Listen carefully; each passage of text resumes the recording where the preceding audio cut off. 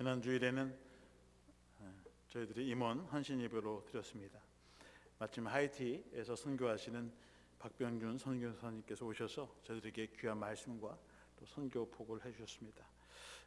선교사님 말씀을 통해서 제가 받은 말씀은 선교사님들은 선교지에서 자신이 받은 그 장소에서 복음을 전하는 사명을 다해야 하는 것이고, 또 교회를 섬기는 성도님들은 자신을 섬기는 교회에서 또 자신이 처한 가정과 일터에서 자신의 사명과 직분을 감당하는 것, 바로 그것이 주님이 원하시는 삶이라고 하는 것입니다. 지난주에 임원 헌신 예배 때 제가 말씀을 드리지 못해서 오늘 이 아침에는 다시 한번 우리 임원들과 또 주님의 제자로 부르신 여러분들을 위해서 섬김의 지도력이라고 하는 제목으로 말씀을 나누려고 합니다. 저는 교회의 직분을 맡은 임원들만이 교회의 지도자라고 생각하지 않습니다. 주님의 부르심에 응답하고 주님 앞에 나오는 모든 사람들이 주님의 제자요, 주님의 일꾼이요, 주님의 사명자들이라고 믿습니다. 우리 교회는 다른 교회처럼 장로님, 권사님, 집사님 같은 직분 제도가 없습니다. 직분이 없다고 해서 지도자가 없는 것이 아니라 오히려 모든 성도님들이 장로님이시고 모든 성도들이 권사님, 집사님이라고 하는 그런 의미에서 모든 성도들이 하나님의 일꾼이라고 하는 의미에서 오히려 그 직분 제도를 두지 않는 것이라고 저는 그렇게 믿습니다. 우리 개신교는 만인 사제설, 하나님을 믿는 모든 사람들은 다 하나님 앞에서 사제라고 하는 그러한 기치 아래에서 자신은 성서적인 의미에서는 저나 여러분이나 다 하나님의 부름받은 사제인 줄로 믿습니다.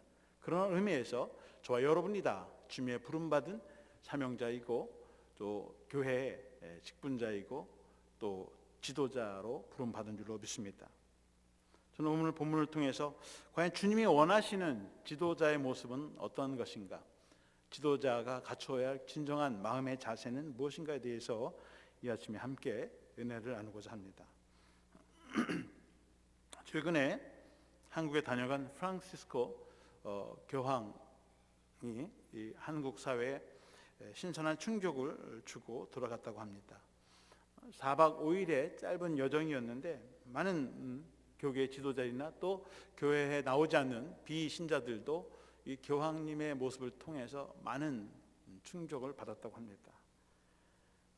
교회 방문이 개신교 일각에서는 개신교의 교세가 줄어들 것이라고 걱정하는 반면에, 또 한편으로는 교황의 방문이 가톨릭 교인들뿐만 아니라 개신교 교인들에게도 큰 선물을 주고 갔다고 하는 그러한 평가를 하고 있습니다.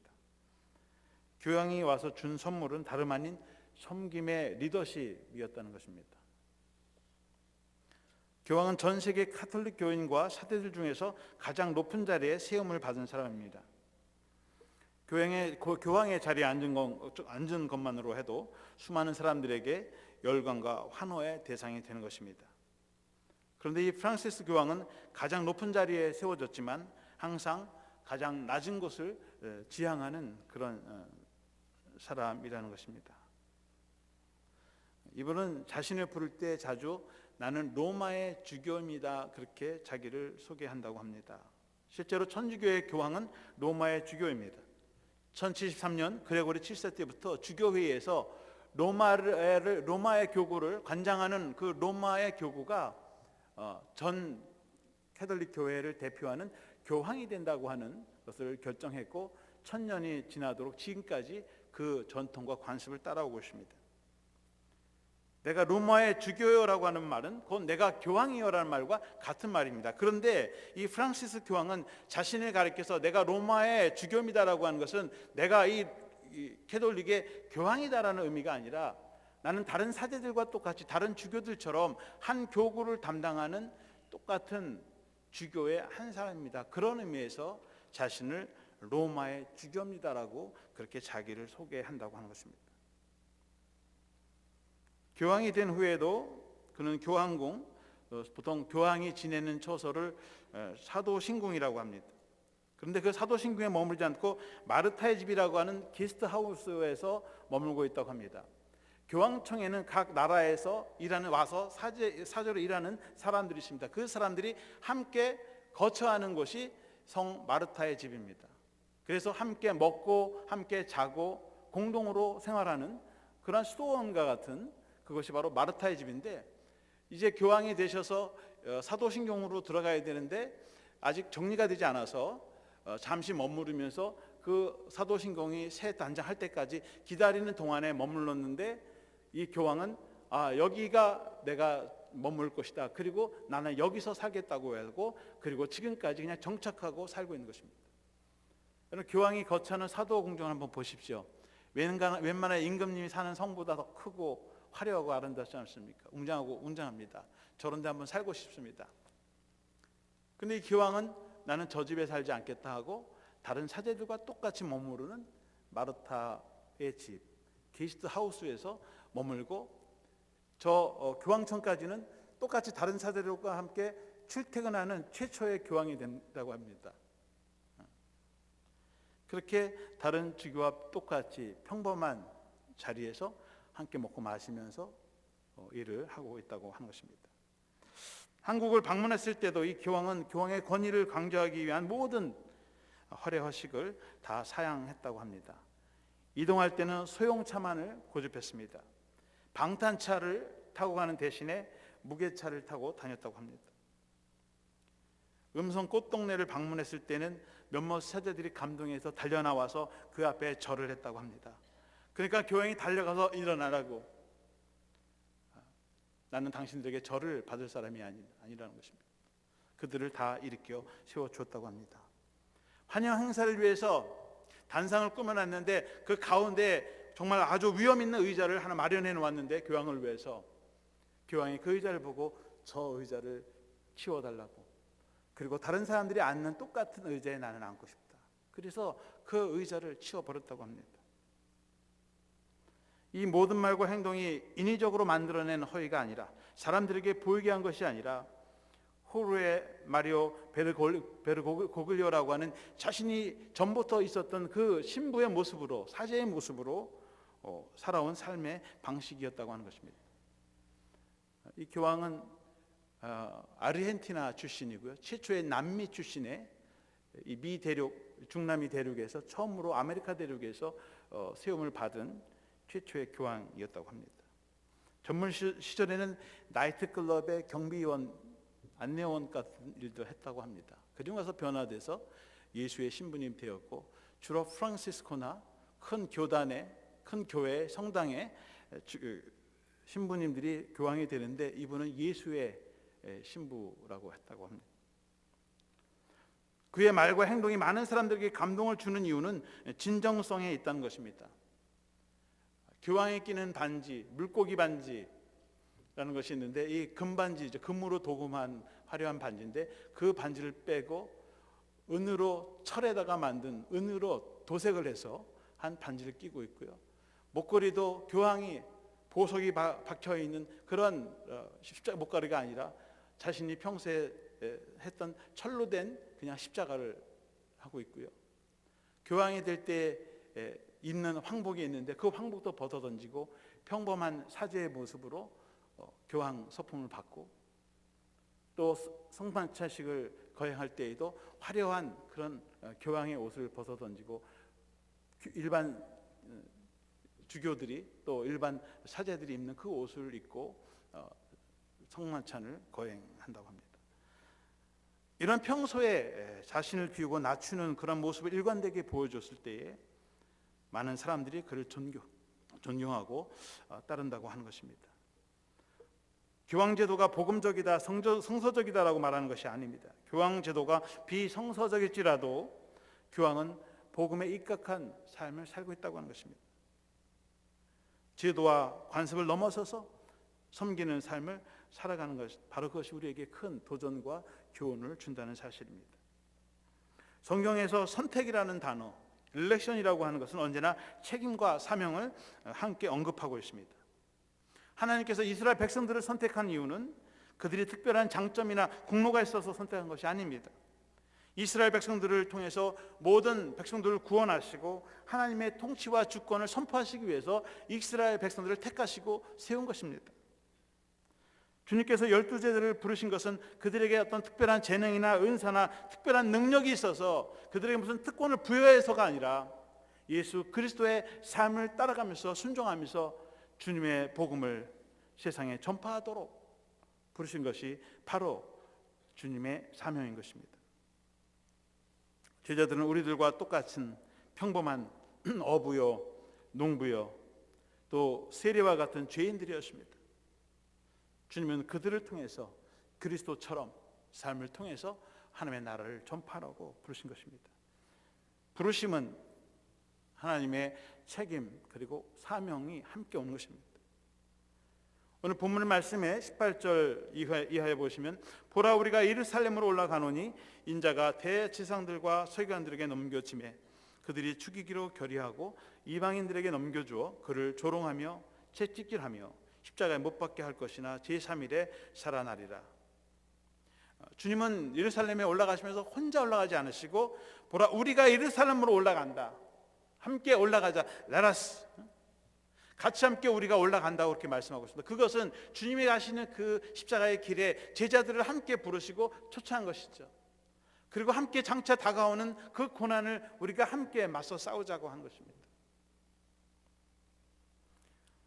주님은 적어도 인자는 대제사장들과 서기관들에게 넘겨지게 될 것이고 죽임을 당하게 결의를 하게 될 것이고 또 이방인들에게 조롱당하고 채찍질당하고 결국에는 십자가 못 박혀 죽게 될 것이다. 그리고 3일 후에 다시 살아날 것이라고 말씀해 주셨습니다. 주님이 왜 예루살렘에 입성하시는지, 왜 주님이 이 세상에 오시는지, 주님의 사명이 무엇인지를 제자들에게 나누어 줬습니다. 그런데 그런 가운데서도 제자들은 서로 이제 새 예루살렘에 임하면 누가 가장 높은 자리, 가장 높은 위치에 오를 것인가에 서로 논쟁하고 다투고 있습니다.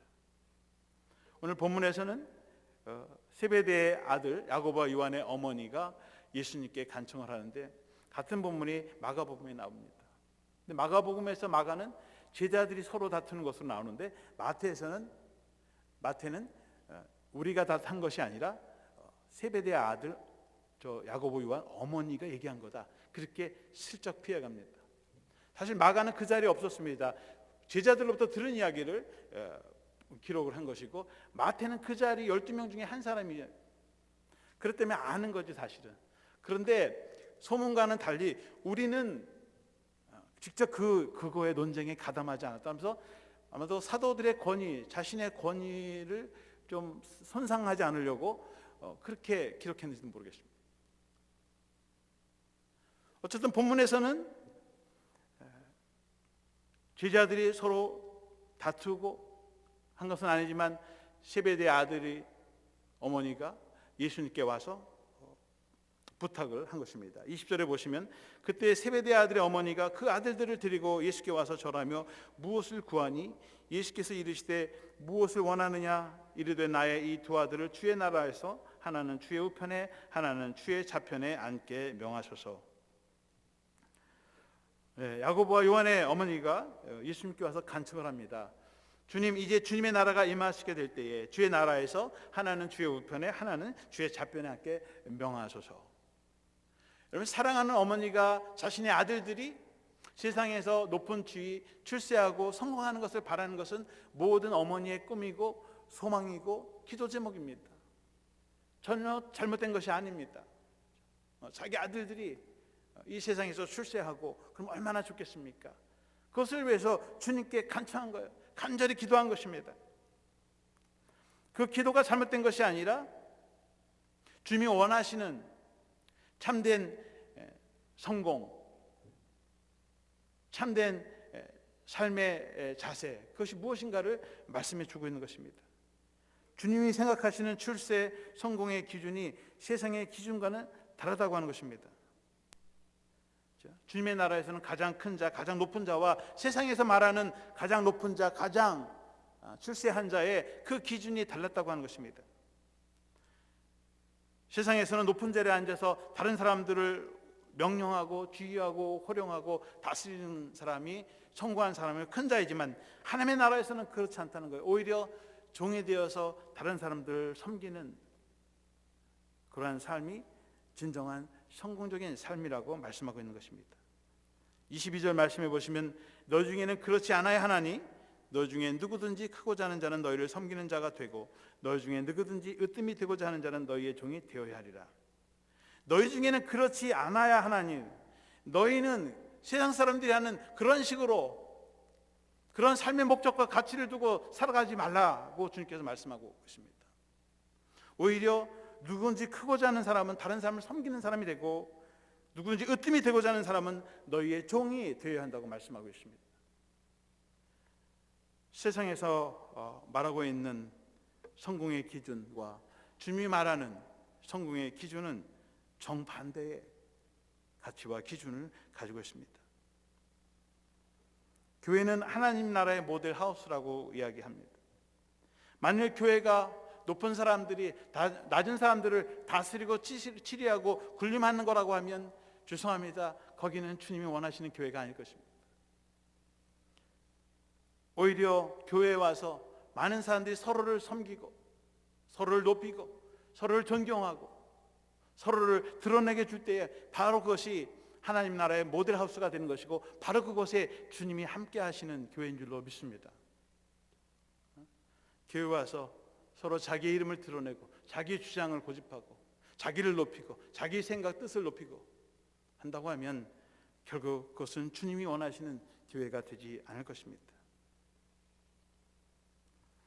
주님께서 바라보시는 바른 지도자의 모습, 바른 교회의 모습은 섬기는 교회, 섬기는 지도자의 모습일 것입니다.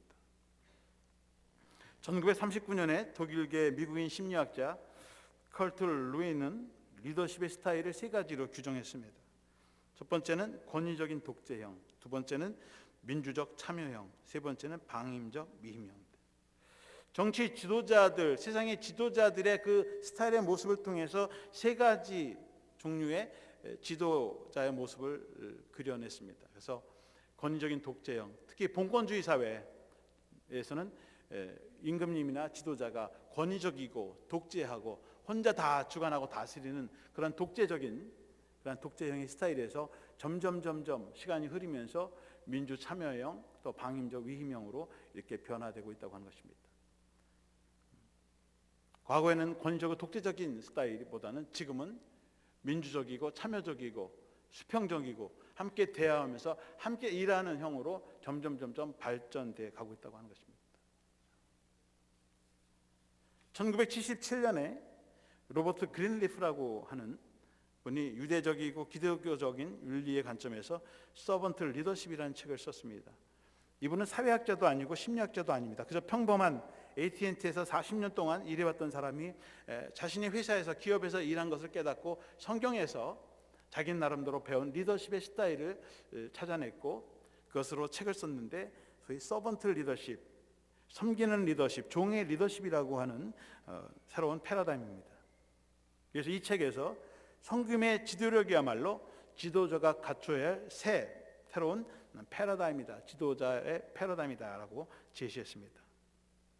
우리 감리교회도 21세기를 맞이하면서 새로운 지도자상을 디아코니아, 섬기는 지도자라고 그렇게 규정하고 있습니다. 그래서 현재 우리가 가지고 있는 교리와 장정, 연합감리 교리와 장정 속에는 목회자들이 지향하는 리더십은 서번트 리더십이다 명시해 놓고, 그 서번트 리더십은 어떠한 리더십인지를 그곳에 규명하고 있습니다. 정의를 내리고 있습니다. 그래서 모든 교회 지도자들은 선교의 지도를 가지고 교회를 섬기고 성도들을 섬기는 것, 바로 그것이 오늘날 연합감리교회가 추구해야 할 지도자 상이다라고 그렇게 규정하고 있습니다. 이 섬기는 지도자의 비전은 구약의 이사야 선지자의 말씀을 통해서 잘 나타나 있습니다. 몇 구절이 있지만 그 중에 하나를 찾아보면 이사야서 49장 7절 말씀에 이스라엘의 구속자, 이스라엘의 거룩한 이신 여호와께서 사람에게 멸시를 당한 자, 백성에게 미움을 받는 자, 관원들에게 종이 된 자에게 이같이 이르시되 왕들이 보고 일어서며 고관들이 경배하리니 이는 이스라엘의 거룩하신 이 신실하신 여호와 그가 너를 택하였음이니라. 하나님께서 부르시는 종의 모습은 사람에게 멸시를 당하는 사람이라는 거예요. 백성에게 미움을 받는 사람이고, 관원들에게 종이 돼서 끌려가서 때로는 수치를 당하고 매를 맞는 그러한 사람이 바로 하나님께서 택하신 사람이라고 하는 것입니다. 참 아이러니하죠. 이것은 장차 오시는 메시아를 바라보면서 이사야가 받은 말씀인데, 그 메시아의 모습은 왕관을 쓰고 화려하게 군사력과 정치력을 가지고 세상적인 힘을 가지고 다스리고 정복하는 정복자의 모습이 아니라 오히려 사람들에게 짓밟히고 순환당하는 그런 모습을 통해서 이 세상을 구원한다고 하는 역설적인 메시지 되겠습니다. 이 세상을 이기는 방법은 내가 가지고 있는 세상적인 힘과 능력으로 세상을 다스리고 움직이고 통제해서 변화시키는 것이 아니라 오히려 그들에게 다가가서 고난받는 모습으로, 고난의 종인 모습으로, 섬기는 모습으로 나아갈 때 그 세상을 변화시키는 능력이 있다고 하는 것입니다. 이것이 구약에서 바라보는 메시아의 모습이고 고난받는 종이고 이 세상을 구원하러 오시는 구원자의 진정한 모습이라고 하는 것입니다. 만약 우리가 세상의 구원자로서, 구원의 도구로서 내가 부름받은 사람이라면 과연 내가 세상에서 어떠한 삶을 살아야 되는 것인가? 바로 고난과 섬김의 모습을 내 자신이 갖춰야 한다고 하는 것입니다. 그런 마음이, 그런 모습이 우리 자신에게 있느냐 하는 것입니다. 신약에 와서 이러한 고난받는 종, 섬김의 리더십은 예수 그리스도를 통해서 분명하게 구체적으로 나타나고 있습니다. 예수님께서 우리 인간의 모습을 취하시고 이 세상에 오신 성육신 자체가, 사건 그 자체가 낮아짐과 섬김의 모델이 되는 것입니다. 빌립보서 2장 5절 이하에 보시면 너희 안에 이 마음을 품으라 곧 그리스도의 예수의 마음이니 그는 근본 하나님의 본체시나 하나님과 동등됨을 취할 것으로 여기지 아니하시고 오히려 자기를 비워 종의 형체를 가지사 사람들과 같이 되셨고 사람의 모양으로 나타나사 자기를 낮추시고 죽기까지 복종하셨으니 곧 십자가에 죽으심이라. 주님은 본래 하나님과 동등한 하나님이시죠. 그러나 자신이 하나님됨을 내려놓으시고 자기를 비우시고 우리와 같이 똑같은 인간의 모습으로 오셨다고 하는 것입니다. 그저 평범한 우리의 인간의 모습뿐만 아니라 종의 모습으로 오셔서 백성들을 사랑하고 섬기는 삶을 살았다고 하는 것입니다. 그리고 마지막에는 죽기까지 자신을 복종시키고 자신의 삶을 다 내어주셨다고 하는 것입니다. 주님은 이 세상에 오셔서 힘있고 부유한 사람들이 아니라 오히려 힘없고 가난하고 병들고 세상에서 뒤처지고 낙오된 사람들, 실패한 사람들을 찾아오셨습니다. 그분은 세상에서 더 커지고 높아지고 더 가지고 더 누리는 것을 추구하지 않으셨습니다. 오히려 더 낮아지시고 더 비우시고 나누는 데 마음을 주셨습니다. 주님의 십자가는 마지막에 결단해서 지신 짐이 아니라 처음부터 십자가의 삶을 사신 것입니다. 그래서 주님은 가장 낮은 자의 모습으로 마구간에서 태어나셨습니다. 집이 없고 머물 곳이 없어서 여간방 마구간에서 태어나셨습니다. 어떻게 보면 홈레스죠. 마리아와 요셉이 홈레스의 가정에서 태어났어요. 그리고 가난하고 미천한 목수의 아들로 태어나셨어요. 평범한 그런 낮은 자의 삶을 사셨습니다. 주님의 공생의 시간이 다가올 때는 요단강에 가셔서 세례 요한에게 회개의 세례를 받으셨습니다. 죄가 있어서가 아니라 스스로를 죄인들 중에 한 사람으로 자신을 여기시고 죄인의 모습으로 똑같이 회개의 세례를 받으셨습니다. 자기를 낮추신 것입니다. 그리고 그 길의 끝에 십자가가 서 있었던 것입니다. 다른 사람이 복을 보이기 위해서 십자가를 지신 것이 아니라 예수님 삶 전체가 십자가의 길을 향해서 걸어가셨다고 하는 것입니다. 주님께서는 일관되게 종으로 사셨고 또한 종이 되라고 가르쳤습니다. 그럼에도 불구하고 제자들은 주님의 뜻을 알아차리지 못했습니다. 갈릴리 사역을 마치시고 마지막 예루살렘으로 올라가는 그 길에서도 제자들은 누가 제일 큰 공을 세웠는지, 그래서 누가 가장 높은 자리를 차지해야 되는지 서로 다투고 논쟁을 벌였습니다. 오늘 말씀 마지막 구절의 28절 말씀에 인자가 온 것은 섬김을 받으려 함이 아니라 도리어 섬기려 하고 자기 목숨을 많은 사람의 대속물로 주려 함이니라고 말씀하고 있습니다. 주님께서 이 세상에 오신 목적은 섬김을 받으러 온 것이 아니라 도리어 섬기려고 왔고 자기 목숨을 구하려고 온 것이 아니라 오히려 목숨을 많은 사람들의 대속물로 내어주시기 위해서 오셨다고 말씀하고 있습니다. 섬김의 지도력은 자신의 것을 내어주는 것입니다.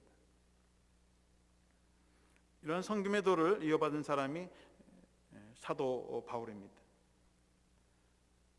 사도 바울은 태어난 지 8일 만에 할례를 받았습니다. 베냐민 지파의 사람으로 태어나서 바리새인 중에 바리새인이 돼서 철저하게 누구보다도 모세 율법을 신봉하는 사람이었습니다. 가멜리엘 문화생의 율법학자로서 당시 유대 사회에서 상당한 지위와 권력을 누렸습니다. 앞날이 창창했고 세상에서 인정받고 칭찬받을 수 있는 성공의 가도를 달릴 수 있는 그런 사람이었습니다. 그런데 사도 바울이 예수님을 만난 뒤에는 그 모든 것을 배설물로 여기고 다 버렸습니다. 내려놓았습니다. 빌립보서 3장 7절 8절 말씀해 보시면 그러나 무엇이든지 내게 유익하던 것을 내가 그리스도를 위하여 다 해로 여길 뿐더러 또한 모든 것을 해로 여김은 내 주 그리스도를 아는 지식이 가장 고상하기 때문이라. 내가 그를 위하여 모든 것을 잃어버리고 배설물로 여김은 그리스도를 알고. 사도 바울이 예수 그리스도를 만나고 예수 그리스도를 안 이후에는 자신이 과거에 나의 삶에 유익하다고 하는 것을 다 버렸다고 그렇게 말씀하고 있습니다. 오히려 다 해로 여기고 배설물로 여기고 다 포기했다고 그렇게 고백하고 있습니다. 고린도전서 9장 19절에는 내가 모든 사람에게 자유로우나 스스로 모든 사람에게 종이 된 것은 더 많은 사람을 얻고자 합니다. 사도 바울은 로마 시민입니다. 자유가 있었고 누릴 수 있는 특권이 있었습니다. 그럼에도 불구하고 자신은 자신의 자유인임을 드러내기보다는 오히려 그 자유를 다른 사람을 섬기는 종의 모습으로서 자신의 자유를 사용한 것입니다. 그것이 진정한 자유인 것입니다. 진정한 자신 안에 영적인 자유함이 없으면 다른 사람에게 종이 될 수가 없습니다. 다른 사람을 섬길 수 있는 종이 되기 위해서는 무엇보다 그리스도의 영으로 자신의 내면이 변화되고 그리스도의 영으로 채워져야 합니다. 세상의 힘과 능력과 자기의 의지로 다른 사람을 섬기는 종이 되는 것이 아닙니다. 그리스도의 말씀으로 그리스도의 영으로 그리스도의 능력으로 채워질 때만이 그 가치를 알고 인정하고 받아들일 때만이 나라고 하는 것을 내려놓을 수 있게 되는 것입니다. 섬기는 지도자에게 필요한 것은 영적인 충만함입니다. 부단히 영적인 훈련을 지속하고 내면의 헛된 욕망이 정화되고 다른 사람에게 인정받고 싶어하는 갈망이 십자가 안에서 충족되어야 합니다. 자신을 낮추고 섬길 만한 영적인 능력을 얻어야 합니다. 가끔 운동하시는 분들이 이런 말씀합니다. 테니스를 치시는 분들은 마음을 비우라. 이기려고 욕심을 가지고요. 테니스 공을 치면 공이 라인 바깥으로 나갑니다. 그래서 마음을 비우라는 거예요.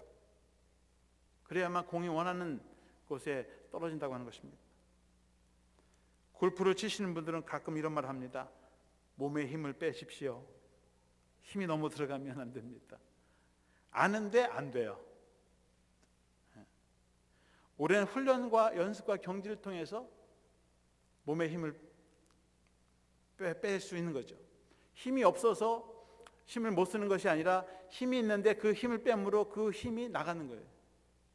그 역설이죠. 근데 그 경지에 올라가려면 하루 이틀 해가고 되는 것은 아니죠. 여러분 신앙생활도 마찬가지입니다. 자신을 비운다고 하는 것, 낮춘다고 하는 것, 겸손해진다고 하는 것은 사실은 다 아는데 실제로 되지 않습니다. 왜 그렇습니까? 우리에게 그리스도 안에 있는 그 섬김의 영이 진정 나에게 충만해져서 나를 자유롭게 하지 않는 한 결코 우리는 자기를 비울 수가 없고 낮아질 수가 없게 되는 것입니다. 우리는 다른 사람들에게 인정받고 싶어하고 칭찬받고 싶어하고 다른 사람에게 존경을 받고 싶어하는 그 욕망 자체도 욕심이 그것이 내 안에 있는 한 여전히 나는 자유하지 못하게 되는 것이죠. 그런 마음조차도 내려놓아야 되는 것입니다. 그렇게 자신을 낮추게 되면 다른 사람에게 디딤판이 되는 것입니다. 여러분 섬기는 종이 된다는 것이 무력하게 다른 사람들에게 밟히는 발판이 되는 것이 아닙니다. 도어 매트가 된다는 것이 아닙니다. 사실 발판이 돼도 좋은 일을 해요. 왜냐하면 여러분 출입구에 발판이 있으면 거기에 먼지들이 다른 사람 신발에 묻은 먼지들을 떨어뜨리는 역할을 하지 않습니까? 저도 발판이 돼도 밟혀도 나로 인해서 그 사람의 발에 묻어있는 먼지가 떨어지고 더러운 것이 떨어진다면 그것으로도 감사할 수 있죠. 그 정도 경지만 되면. 그런데 우리는 단순히 발판으로서가 아니라 오히려 다른 사람들이 나를 디딛고 올라서고 뛰어올 수 있는 그런 디딤판이 된다고 하면 얼마나 좋을까. 스프링보드처럼 기교 천수들이 달려가서 발판을 띄고 멋있게 하늘에서 말이야 고개를 펼치면서 다른 사람들에게 칭찬받고 인정받을 수 있는 그런 존재로서 내가 세워진다면 얼마나 더 주님이 원하시는 삶의 모습으로 내 자신이 내어드릴 수 있을까 하는 것입니다. 우리 자신을 진정으로 낮추게 될 때 다른 사람들을 위한 디딤판이 되는 것입니다. 바로 예수 그리스도께서 오늘 성가대에서 주님은 머릿돌이다, 머릿돌이 되셨고 주춧돌이 되셨고 모퉁이돌이 되셔서 그 돌 위에 기둥을 세우고 교회가 세워지고 우리가 그 예수 그리스도의 반석과 같은 그 주님 위에 우리가 세움을 받아서 진정한 자유함을 가지고 우리가 살아가는 거 아니겠습니까? 이미 주님께서 우리들에게 낮아지심과 자기 비움을 통해서 섬김의 도를 가르쳐 주셨습니다. 우리들도 예수 그리스도의 이 섬김의 도를 통해서 다른 사람의 구원의 통로가 되고 축복의 디딤돌이 되시기를 주님의 이름으로 축원합니다.